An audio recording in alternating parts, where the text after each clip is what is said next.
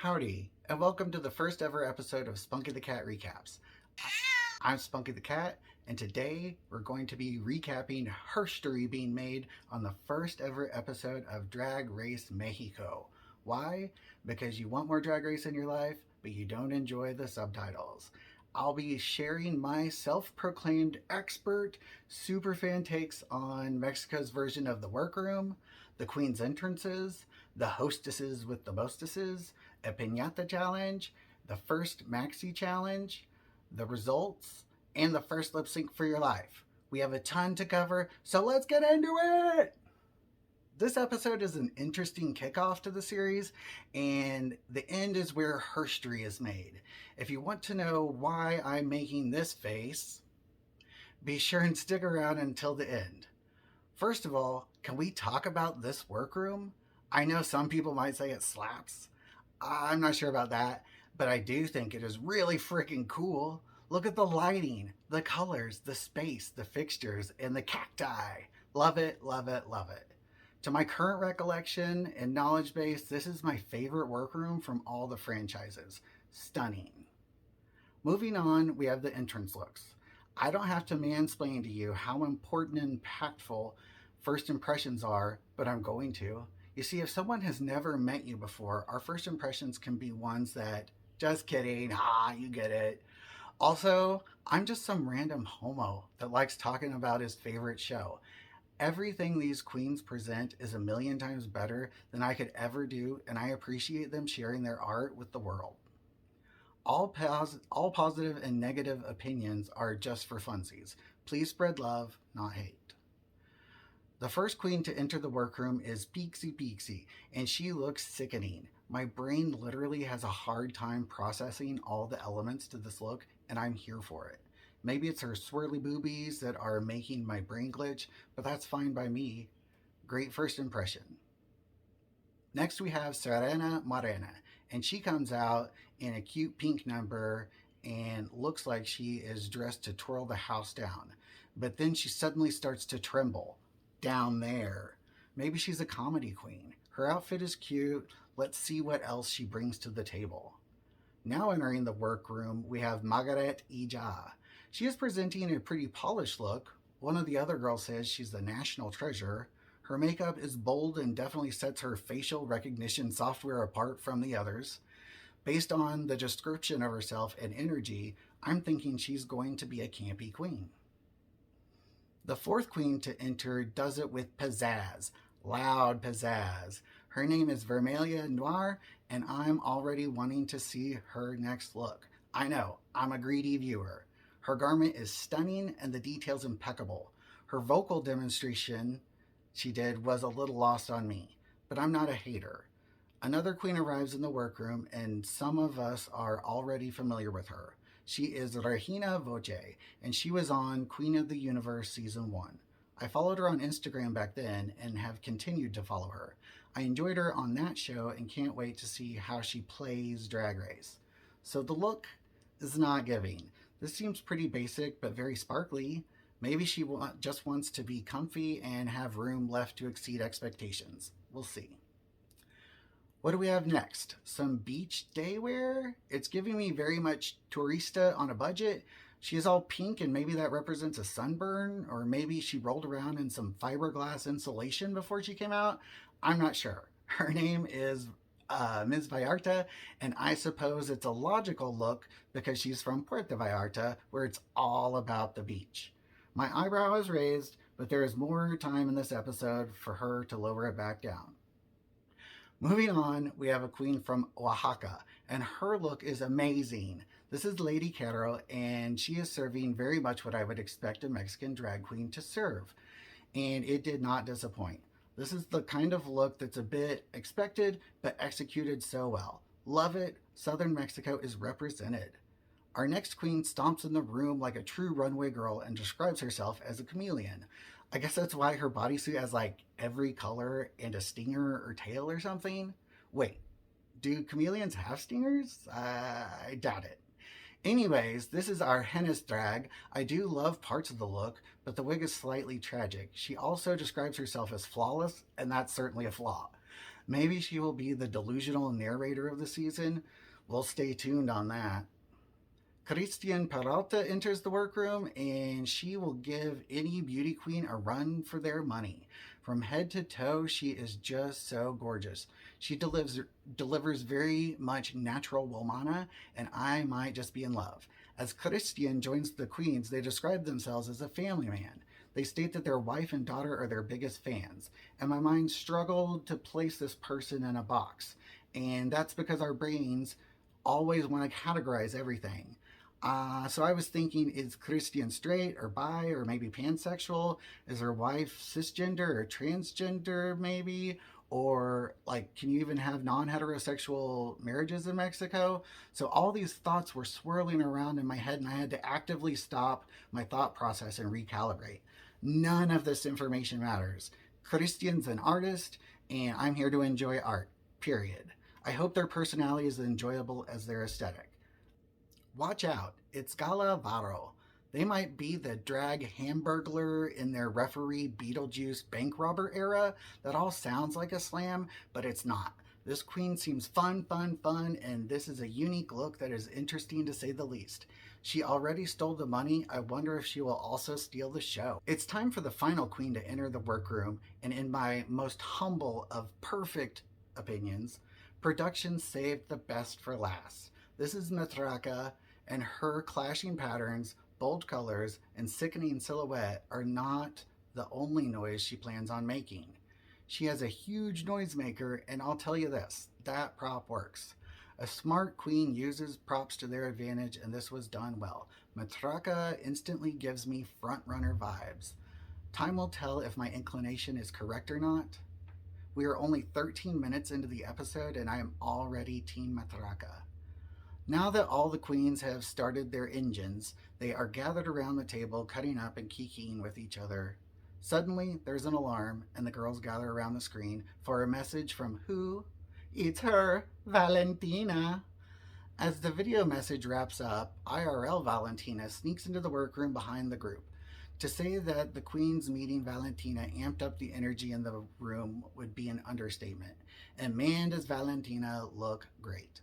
Time and money have been kind to her for sure. I love seeing her come into her own. As Valentina is welcoming the gaggle of gals, we hear some very sus activity and wonder what is going on. Is someone or something crashing the set? No, it's the other hostess, Lolita Banana. I loved me some Lolita Banana on Drag Race France Season 1. Spoiler alert, she didn't win. However, she did land this gig and she deserves it. Lolita had some fantastic, memorable runway presentations, and on top of being someone that's funny, pretty, and creative, she had a powerful storyline that could move even the most emotionally callous individual to feel something. I encourage you to check out Drag Race France. Valentina and Lolita have a fun, pretend, slightly cheesy showdown. It was cute, but clearly fake AF. The queens are informed that Lolita and Valentina are co-hosts, and they are elated. Lolita and Valentina hug, and I'm sure it'll be all sisterhood going forward. Lolita announces that the winner of Drag Race Mexico will receive 550,000 pesos. At the time of airing, that converts to approximately 32,000 doll hairs, hunty, and I bet Jessica Wilde could buy a lot of guacamole on a Taco Tuesday with that dinero. Well, now it's time for the first mini challenge, and to make it Mexican themed, the queens will be taking their best photo while embodying the look and dangliness of a piñata. At first I was confused on how this was going to work / was working, even as the challenge started, but it isn't hard to confuse me, so we'll move on. The first couple of queens to get their images forever tucked deep in Drag Race Mexico HERSTORY are Gala and Christian. The queens brought a piñata-inspired look from home, so in contrast to previous mini-challenge photo shoots, we're actually going to get a garment change this time. And that's going to help us see what other kinds of flavas the queens are serving on their plates. The actual photo shoot taking process was a bit chaotic, so let's just look at the finished product and see what we think. First up is Gala, and I think this photo is okay. She was the only contestant to actually provide candy with their piñata look. No, really, one of her huevos popped out during the shoot. Ay caramba! Next, we have Christian, and she is setting the bar high on how Pinata poses so pussy. Love this pic. Lady Caro is the next, and this is a good snap. She looks fierce. Here we have Ms. Vallarta, and this was the first look that really gave me Pinata, but I'm so vanilla and American, so what do I know? I like this look, but the photo was a bit awkward. I doubt this was really her best pick. Now Vermelia is up to bat, and she is swinging for a touchdown. Unfortunately, this was one of my least favorite looks, and the photo didn't turn out well. Her entrance was top notch. I guess you can't win them all. Our next group is Margaret, Serena, and Regina. They are the best looking group so far. Let's judge the results. Margaret's look is great, and her photo turns out so good. Also, she came prepared with a piñata titty reveal. So great! I wonder if it'll pay off. Now it's Regina's opportunity, and it goes okay. She is a little awkward in the harness, and it shows in the picture. Not the best, but not bad. Serena is the last of this group to act as a child's party time anger outlet. She is a cute and colorful burrito, and her pic doesn't do the look justice. She went back to the trembling downstairs thing. I hope this isn't going to be a thing with her. The final group enters, and Matraca goes first. Her piñata look is very cutesy, sophisticated. I like it, and she can pose for sure. Good look, great pick. Next is our Hennis. I love her confidence. I, however, do not love the garment. It's giving me all the times that there was a design challenge where one of the queens hot glued everything and the kitchen sink to a corset. The photo does turn out pretty decent, so that's good. The race's last queen for this mini challenge is Pixie Pixie, and she is giving a different pinata look. I'm kind of getting like clown slash circus slash okay.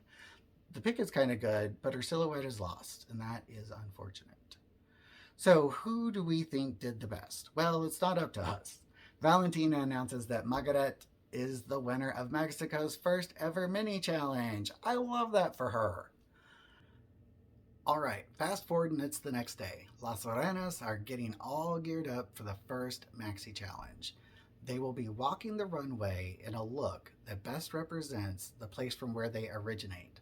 This is a classic first runway for many seasons. I really like it for international franchises of Drag Race because you get a quick cultural tour of the host country. Let's see how these girls did. I'm chomping at the bit to see what Mexico brings to the runway. Before we can do that, we have to meet the other judges. Oscar Madrazo is the Carson Kressley, Ross Matthews, and T.S. Madison all wrapped into one deliciously handsome Mexican package as the third permanent judge on the panel. And for tonight's celebrity guest judge, we have Christian Chavez. And I have no idea who they are, but since I know very few Mexican celebrities, it would be strange if I did. Maybe I'll do some research and expand my Mexican pop culture knowledge bank. Or maybe I will continue to stay bankrupt this whole season. Also, can we talk about how amazing Lolita and Valentina look? Come on, wardrobe budget! Finally, we get to see the queens walk the runway. First to hit the main stage is Ms. Vallarta. I like this look, I think. It's apparently inspired by a fountain or statue in Puerto Vallarta. I think what I will do is rate the looks on a scale of no way Jose, just okay Jose, or yes way Jose. I hope my rating system is in no way offensive. I'm just trying to keep it lighthearted and silly. The runway presentations were so fast and it was hard to get into the details, but I'm going to give Ms. Vallarta a just okay Jose. Regina Voce is next, and this look is almost amazing. I love everything except her black bodysuit or leggings or IDK. It looks like lower quality material, but whatever. She's serving Power Walker and may take flight with those wings. I'll give Regina a yes way Jose. The third queen to hit the runway is Serena Morena. I'll be frank, I don't love this look. It just seems like lovely clothes she already had. The reference is lost on me. If I was in the loop, maybe I would like things better, or maybe not. I give Serena my first no way Jose. Dang, man. Moving on, we have Christian Peralta. She is giving Mexican chocolate kiss down the runway. It's somehow hideous and gorgeous. It's not a silhouette many would choose, but it looks nice. And then this Pera does a reveal into a completely opposite end of the spectrum look, and it was everything. So colorful, so flowy, so good. Looking back, all the signs were there, but I had no idea a reveal was coming. I feel a little foolish, but I'm so happy Christian got me, gal. This look is a yes way, Jose, for sure. Speaking of the opposite end of the spectrum, next we have Margaret Ija. To say that Margaret made some poor choices is an understatement. She decided to represent Mexico City with garbage, pigeons, and poop. I know that Mexico City has a lot of them, but most people interpret this challenge as wanting to create a visual representation of a reason for pride from your place of origin. This is a failed attempt at thinking outside the box, which we do appreciate. But unfortunately, Margaret gets a no way, Jose.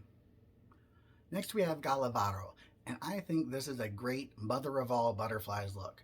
Maybe it's because I actually get the reference. Well, I get a little bit. If I'm not wrong, there's an area in Mexico where an annual mega migration of butterflies takes place. I give this look a yes way, Jose. Vermelia Noir is the next queen on the stage, and overall I enjoy this look. I like the colors and structures on the skirt. It's cool and unique. Maybe the top could be a little better. Also, I enjoy the headpiece. I give this look a just okay, Jose. Next, we have Argenis serving billboard on your way out of town realness, maybe. Her cover-up is beautifully hand-painted. It's doing its job, and then she rips it off to reveal an unimpressive two-piece without a biscuit. My favorite part of this look was the hand-painted and stoned cover-up. Once that was gone, I have to give this look a no way, Jose. Our next queen arrives to the runway masked, but quickly reveals her beautiful face. It's Matraca, and her look is fantastic. It's just really good polished drag with the Mexican flair and inspiration I was wanting. Matraca gets a yes way, Jose. Pixie Pixie is the next one on the runway, trying to prove herself as a runway goddess. She gives us drag Zorro house down boots mama tongue pop. This is so well put together, and there is not a detail lacking. Yes way, Jose. Lady Kettle is the last queen to grace the runway, and she is wearing a beautiful wedding gown. I thought you were supposed to end the fashion show with a bridal gown, not kick off the season.